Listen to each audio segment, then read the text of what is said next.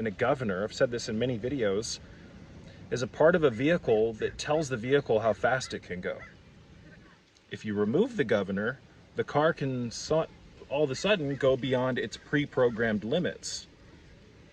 You've been given a governor by culture, and there has been such a massive genetic re-engineering of the human species that it's almost as if there's no more hope left, guys. And I'm an optimistic person.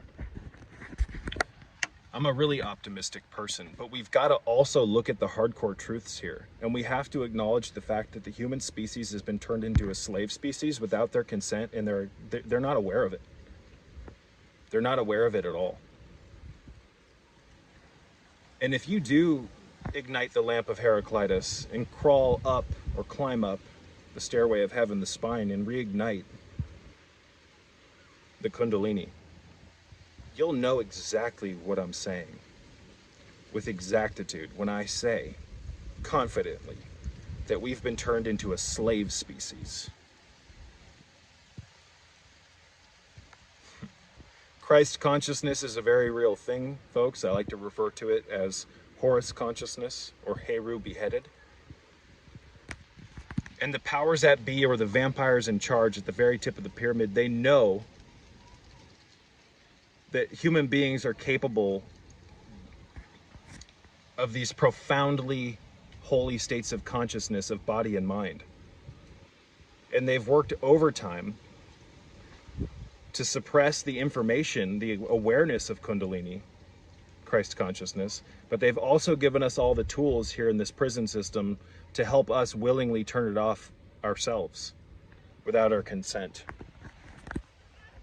And what I mean by that is that when you engage in this insane matrix, when you eat all the garbage food, when you breathe all this toxic air with all the nanotech, you're willingly altering yourself without you really even being aware of it. Everybody knows for the most part that a lot of the food on the supermarket shelves and that's available here in the matrix is garbage. But most people don't truly know the profound role that those things, the bad food, the water, the air, etc., they don't understand with exactitude the role that those things have played on their bodies and their minds over a period of time. And you couple that with all the medications that people take, and that's waters I can't get into here on YouTube. We've become a genetically modified species. And it is my opinion, based on my own experiences, that we were never designed to even get sick. It's like humanity has a curse. Humanity's cursed. And I don't know if this is some type of divine punishment from the creator or what, but guys, if you can manage to raise Kundalini energy, the serpent power, you will regain your true God senses. You will regain in the duration of the experience, you will be given a download. Kundalini will show you just how far we've actually fallen. And I've talked about this in the past. Kundalini awakenings here in the West, in the United States, are like orgasms, where there's a buildup and a climax, and then it goes back down again. I have yet to meet a single individual, myself included, who's been able to keep the fires of Kundalini lit 365, 24/7. And if you're one of these idiots that comes on my channel and says that you have your Kundalini awakening, don't lie to me. Don't lie to me. You're fooling yourself. If you can't perform miracles, if you can't walk on water, if you cannot do things that science claims impossible, you don't have Kundalini awakened. Because that's what Kundalini does. It ignites the God within you. I've said it once and I'll say it again. When the Creator creates something, it doesn't separate itself from its creation. You have the spark of the divine within you, and it's been snuffed out. If you managed to ignite that spark and raise it up as a blazing fire into your head, where it bridges the schism between the right and left lobes of the brain and reignites the king and the queen's chamber, the pituitary and the pineal, you will be able to do things that you hitherto weren't aware that you could. You will be able to perform miracles.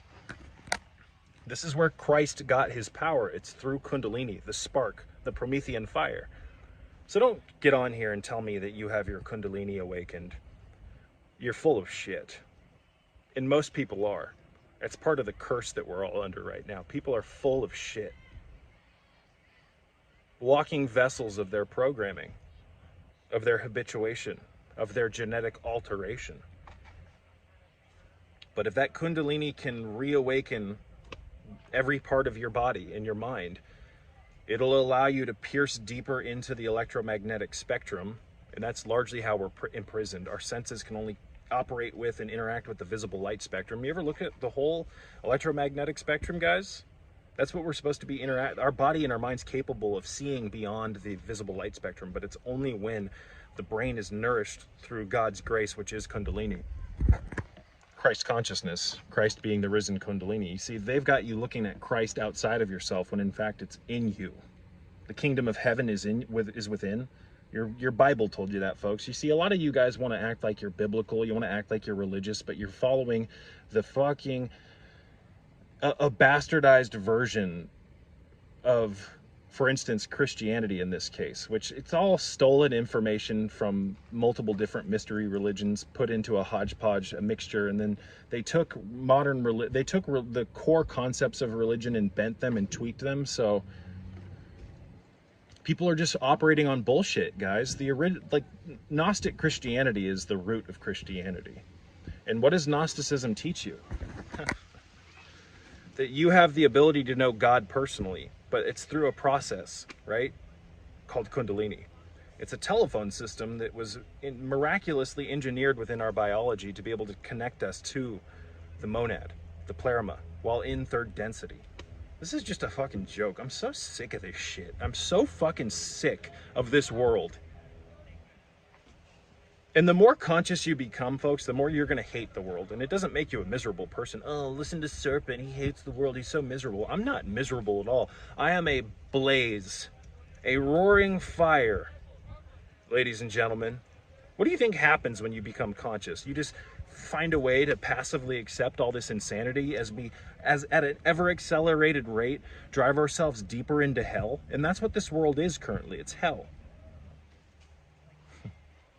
But you think hell's somewhere off in some distant place and you go there when you die, potentially. No. Hell is the type of world where wars constantly exist, where bombs are dropped on people, right?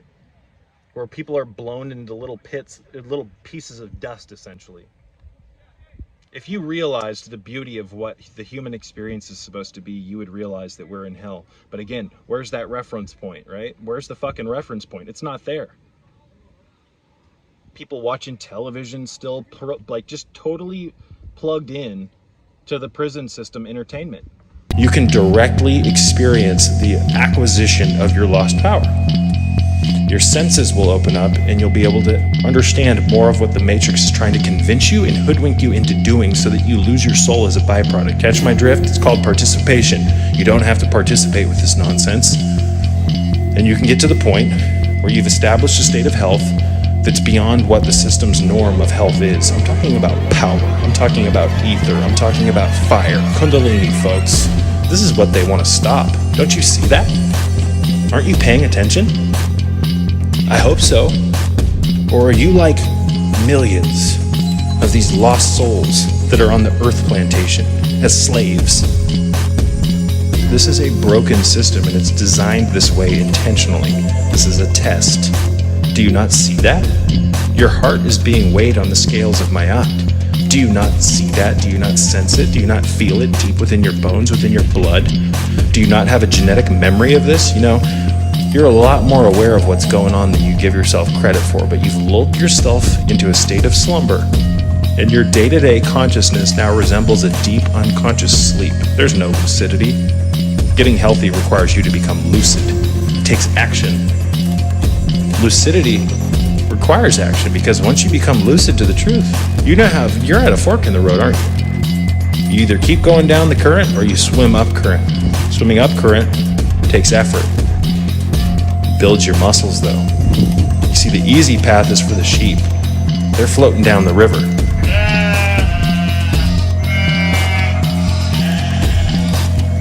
All this nonsense, guys, it's subtle poison. Subtle fucking poison. They're modifying our genetics. They're changing the way our body works. and they're giving us a massive inundation of smart devices that make our life convenient.